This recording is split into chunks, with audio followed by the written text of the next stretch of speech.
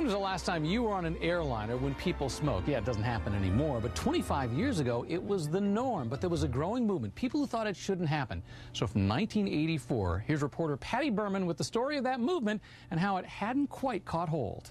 What you do on an airplane largely depends upon where you sit. All seats are cleared for eating and drinking, but not smoking. No smoking aisle, please.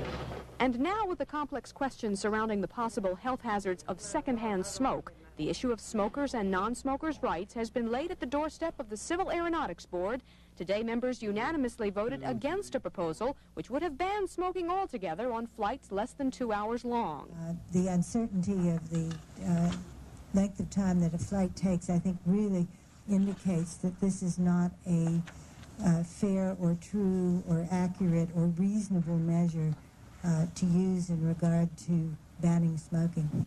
The argument was also made that such a ban would affect nearly 90% of all commercial flights and seriously undermine competition. It's perhaps not the ideal situation from anybody's viewpoint, but it's a compromise that seems to work effectively for the industry.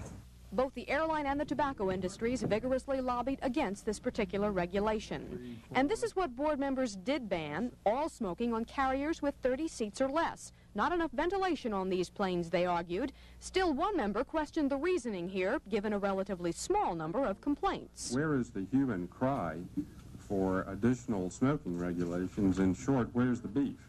So I don't think it's a numbers game. I think it's a question of health, and you don't balance health based upon the number of people who happen to file a complaint. The director of this anti-smoking group says he is pleased with today's CAB votes, but that he will not give up the fight to ban smoking altogether on commercial planes, especially now that the CAB will be going out of business at the end of this year.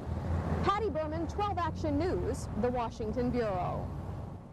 And smoking while flying didn't last long. Passengers and airline employees had concerns over secondhand smoke, and within 5 years, lawmakers voted to ban smoking on all domestic flights.